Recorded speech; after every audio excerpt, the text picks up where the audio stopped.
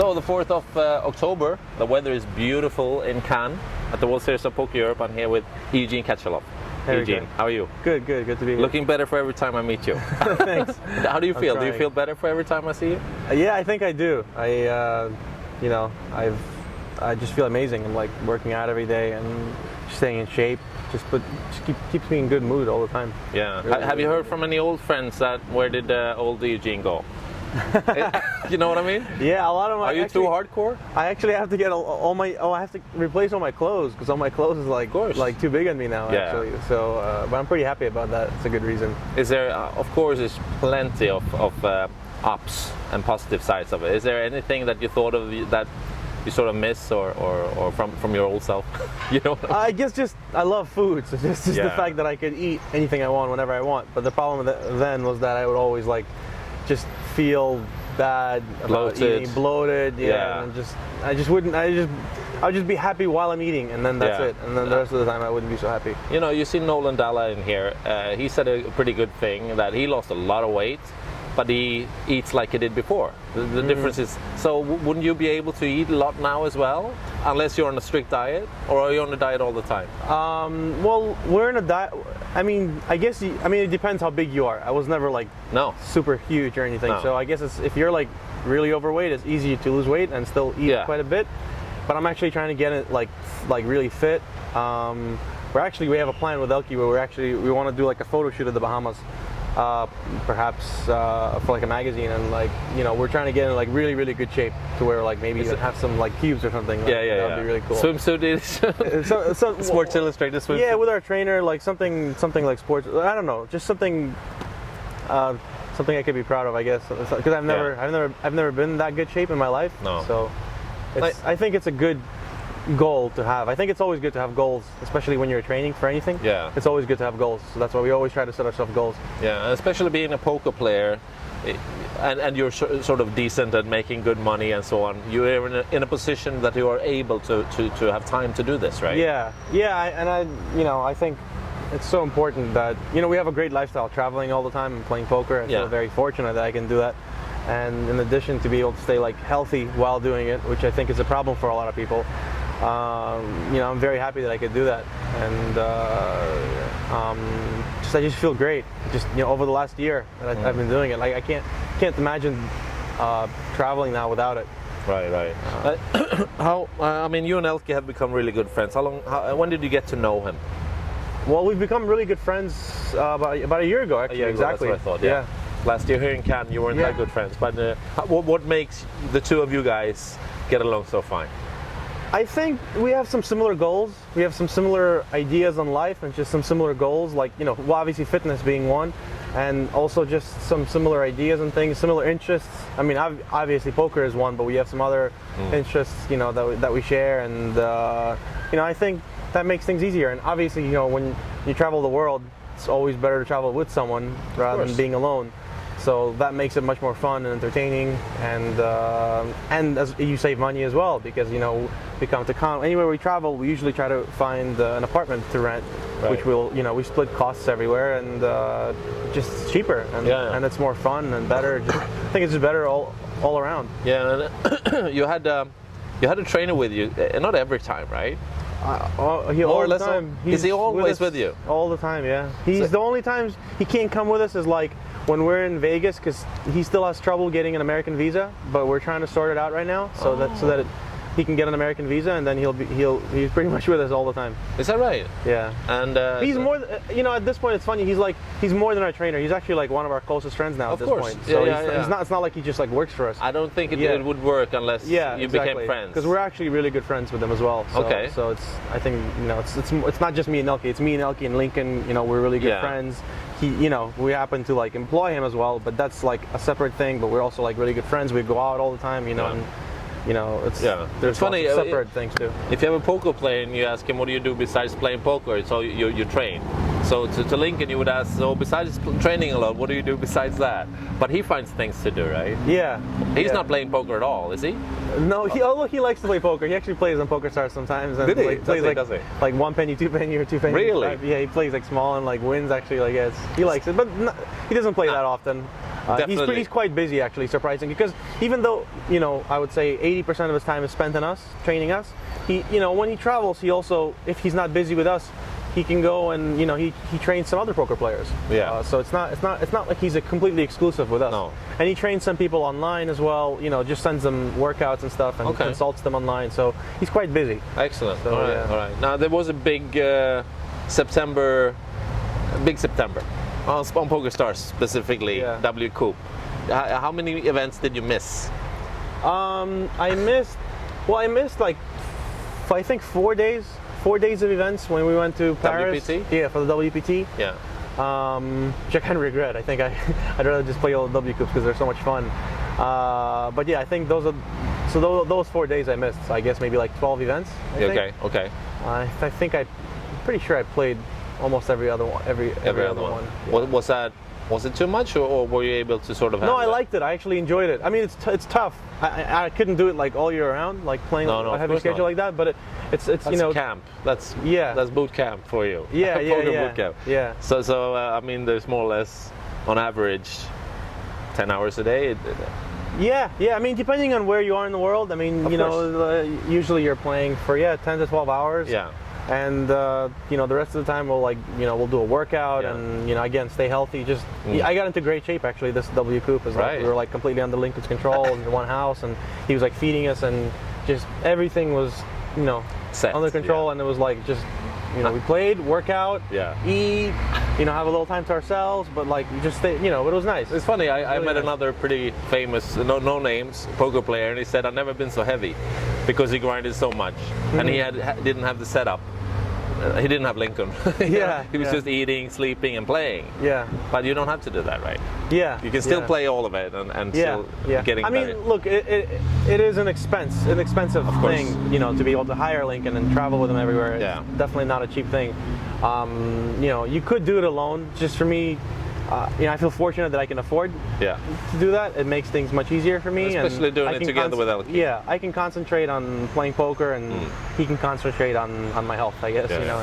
You had some excellent side bets, of which one we're going to see some proof tomorrow. Yeah. You had three side bets. Yeah. Tell me about them. Yeah, so we had, me and ElkY wanted to do some cool stuff, some cool side bets to make it, to make WCOOP more fun. Yeah. But unlike most players who do like money side bets, like we don't want to bet money against each other. It's not.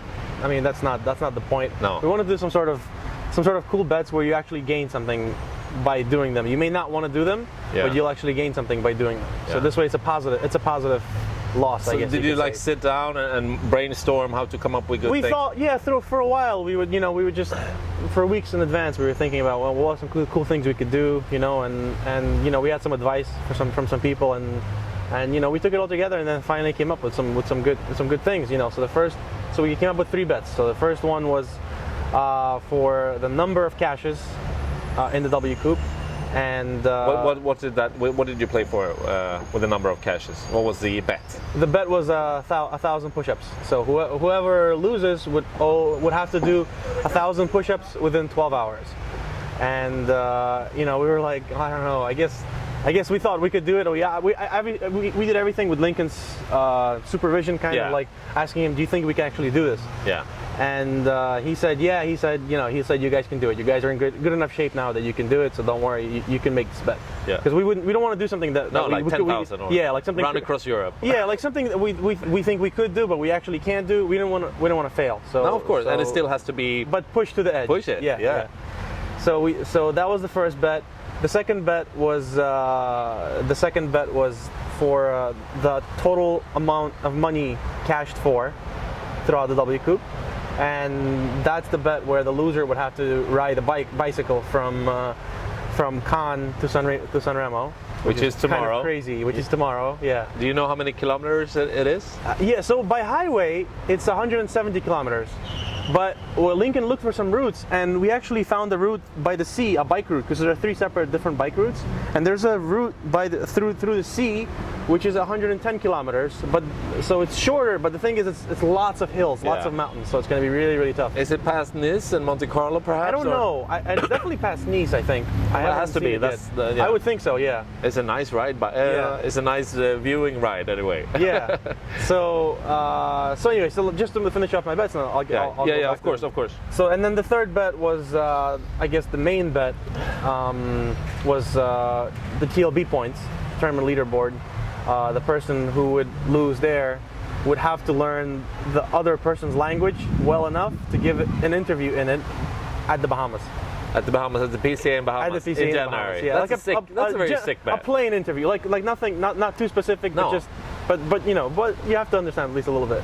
Answering a few So, questions yeah. to say a few sentences. Yeah.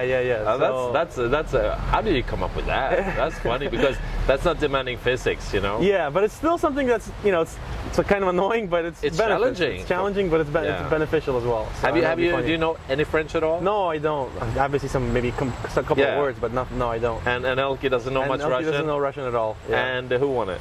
So I won it. Yeah, I was pretty happy. That was a Was relief. it tight?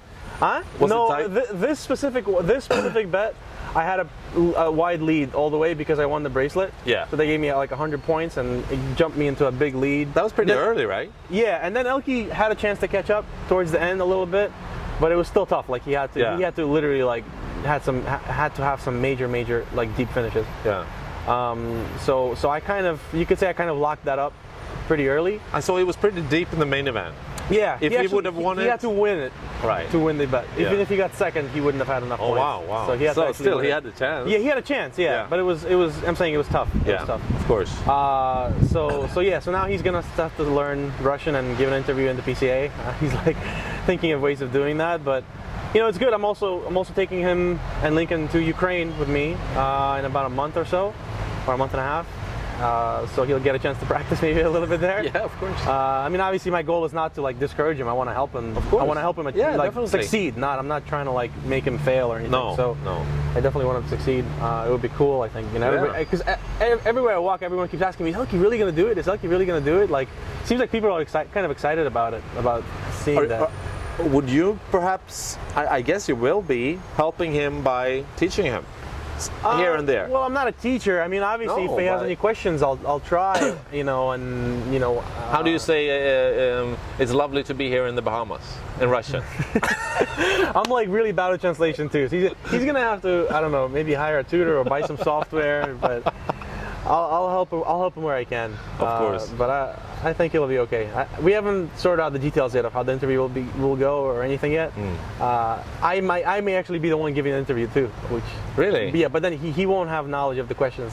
No. So Yeah. you know, we'll see. You had you lost the push-up bet, and you did that quite recently. I lost the push-up bet. Yeah, that because I had 9 cashes and he had 10. He just barely beat me towards the end when he cashed the main event. He cashed the main event. Yeah. What would happen if you had a draw there? I don't know. We actually didn't even talk about that. 500 So we were each? confused.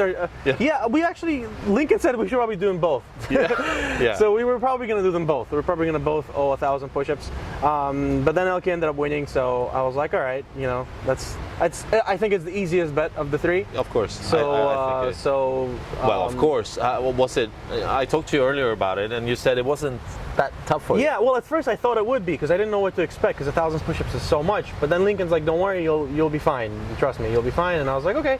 So he prepared me. He told me exactly how to do it. Like he prepared like he told us exactly what he told me exactly what to eat. Like prepared a special meal for me the night before. He's like, "You should have like this many carbs, you know, this much protein, you know, because you're gonna be." And then like the day of, like in the morning, he made me a special breakfast, like a special fruit salad to give me some more energy. And yeah, and then like that morning, this was, I don't know, 4 or 5 days ago or so, or a week ago, I guess. I woke up and, you know, we went for a beach workout and it was like really quick, like 45-minute beach workout. And during the workout, amongst other things, we also did 300 push-ups. You got a good start. Yeah, it was a nice start. And I had 12 hours to do it. So I did 300, we did 300 there. And then we went home. I took lunch, you know, took a little nap. Took a shower, took a nap, and then an hour later, this was already around maybe 1 or 2 in the afternoon. I woke up, and he's like, "Okay, so you know that now you should continue." And you know, he made me like a fruit salad. I had a fruit salad. He's like, "Wait 15 minutes, and you go." And then Wow. and I started going, and he was like sitting there and counting, making sure I was doing him properly, you know, because I also don't want to like do something, halfway. No. So I want to make sure they're proper push-ups and everything. And also that you don't do them worse than you have to. Exactly. Yeah. Which is so I don't very hurt myself. Exactly. Yeah. So he was saying that he would like tape me a lot. I have like 4 or 5 videos that he like taped me of me going through some milestone numbers, I guess. And counted everything. And the first 300 we did like sets of 20 at a time. Yeah. And then the next 700 I did. I would do like 15 in a row, and then every 100 I would take like a 5-minute break, and every 15 I would take a 1 minute break. So that's how to do it, huh? Something like that, yeah. Yeah. Okay. And that's it. And then did you feel really sore afterwards? I would guess here, right? Yeah, I that's what everybody kept telling me, and I was surprisingly not as sore as I thought I would be. Wow. 2 days from then, I felt it a little bit everywhere, but not so bad because I do a lot of push-ups anyways. On my regular workouts, so it's not like some. Let's say you get paid for every push-up you would done exactly a year ago, and you had 12 hours. How many would you be able to do? Wow, I don't know. That's a good question. 12 hours. The thing is, 12 hours is a tricky number too because, like Lincoln said, the worst thing you can do is try to do like 100 and then like take an hour off and do 100 again because your body's gonna start relaxing and regenerating. Then you will not be able to do any because your body's like already cramped. Because your body starts to cramp when you're regenerating. Yeah. And your muscles are rebuilding. So you should. So that's why he's like, you should take short breaks, very short breaks, just to catch your breath, give a little air, but then go back into it. So your body, don't let your body relax too much. So I think that was the secret. And I don't think I could have done it again without like his advice or support because I wouldn't know how to approach it. No. Of course not. And then we had the final tip, and surprisingly, ElkY lost it, right? Yeah. So the bike ride. The cash, the amount of money cashed for, I won. I think he cashed for like 73,000, and I cashed for like 86 or something. So it was close. Yeah, it was close. If he had to finish in the main event like 45th or better, and he finished like, I forgot what he finished. No, he didn't get that close, but he finished like, I guess like 200 or something. 200 something. 200 something, yeah. But he had a chance. That was a reasonable thing he could have won.